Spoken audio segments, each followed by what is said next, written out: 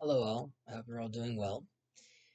Last week, we concluded the book of Numbers, so the book of Bamidbar, which was very, very exciting. And this week, we are continuing with the book of Deuteronomy, which in Hebrew is called a Sefer Dvarim, which means words or things.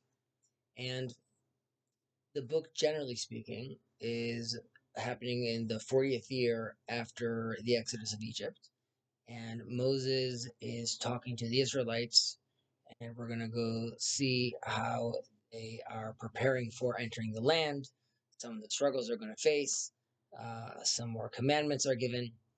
That's in a very general sense. Uh, However, specifically in the book of Deuteronomy, the first portion is also named Deuteronomy.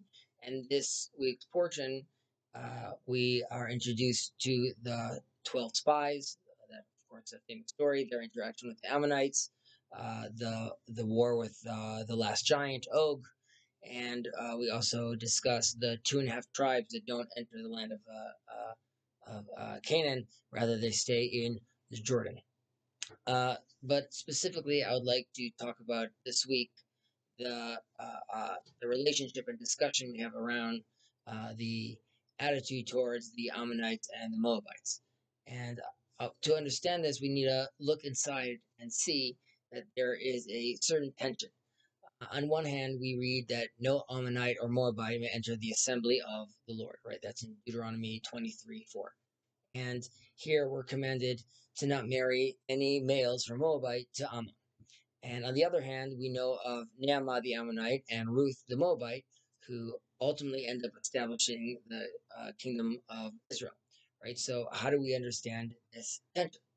Now, when Abraham is in Haran, God blesses him and lets him know that all the families of the earth will be blessed through you. Now, we need to ask, what is this meaning blessed? And the Talmud talks about this and said there's two meanings to the word blessed in Hebrew. One is a blessing, bracha, and one is connection, like harkava. And connection is a deep sense where Rabbi Eliezer expands on this and says, I have two good branches to graft from, and they are Ruth the Moabite and Naamah the Ammonite, right? They are there to allow us to connect, to branch out, to graft to bring other people in. Now, the sages also taught us that because of this, because we know what's destined to come from them, the Torah tells us that do not harass the Moab or provoke them to war, right? So that's in Deuteronomy 2. Now, any wars that we've had with them, that's not because we provoked that, but because that was something that they initiated. And that's why we got into that conflict.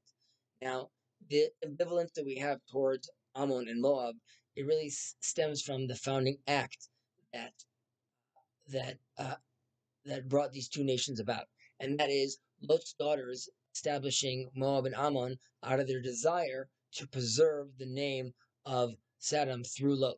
Right. On one hand, they wanted to carry on the name of the deceased, right, which is very much an act of kindness, which is seen as a Abrahamic move.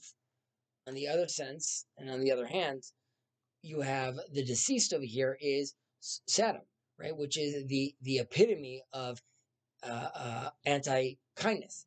And so the Moabite and the Ammonite really are nations that represent extreme entities that could be like Abraham or conversely like Saddam, right? We know that the prophet Zephaniah says Moab will become like Saddam.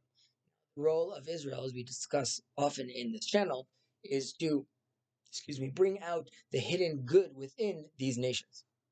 And the potential of the world redemption is great because ultimately, in the most distant nations, there's actually the seed of messianism. And we realize that today we live in very diverse times. And we have to remember this is true as Jews and this is true as all people, that we have to judge everyone favorably. And when we see someone, even someone that's seemingly entirely bad, we should look to a small part of them that is good. And if we could elevate their sense of self worth and moral standing and make them feel valued and understood and encouraging to reflect on their actions and recognize the potential of goodness in them, we could potentially create great change. It starts with us, of course, within, to our neighbors, to our community. But we have to realize that there is this potential out there, whether it's from a biblical sense in the Ammonites and the Moabites, or whether it's in our neighbor who we see politically differently from, or it's someone with a different theological mindset. We have to understand that God's image is in all. Shabbat Shalom.